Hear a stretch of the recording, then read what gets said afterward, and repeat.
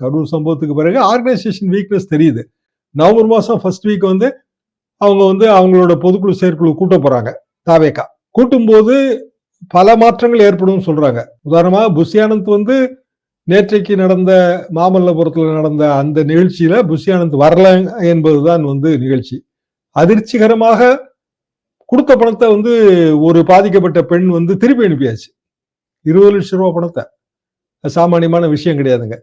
அவங்க சொன்ன காரணம் என்னன்னா, நாங்க உடம்பு சரியில்லை வரலன்னு சொன்னோம். ஆனா எங்களுக்கு பதிலாக கணக்கு காட்டுறதுக்காகவே இவங்க வந்து வேற நபர்களை கூட்டிட்டு போயிட்டாங்க என்று. அப்ப எங்க ஒரு பெரிய வீக்னஸ் இருக்கு.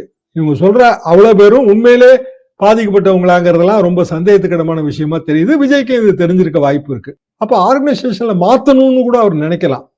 யார் யாருக்கு என்னென்ன பொறுப்புங்கிறதெல்லாம் மாற்றணும்னு கூட நினைக்கலாம். இது எல்லாமே நமக்கு நவம்பர் மாதம் தான் தெரிய வரும். நவம்பர் மாதம் செகண்ட் வீக்ல பீகார் எலெக்ஷன் ரிசல்ட் வந்துடும்.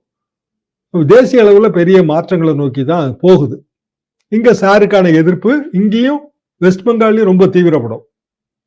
அப்போ மீண்டும் ஒரு முறை வந்து இது தேசிய அளவிலான அரசியலை நோக்கி மாநில சட்டமன்ற தேர்தல் போகுது. பொதுவாக என்ன சொல்றாங்கன்னா, கிறிஸ்தவ ஓட்டு வங்கியில ஒரு பகுதி வந்து விஜய் கிட்ட போயிருக்கு, ஏற்கனவே போயிருக்குங்க.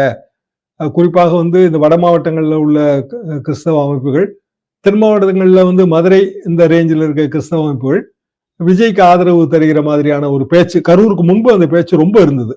இப்போ எப்படி என்ன இருக்குன்னு கள நிலவரம் தெரியல.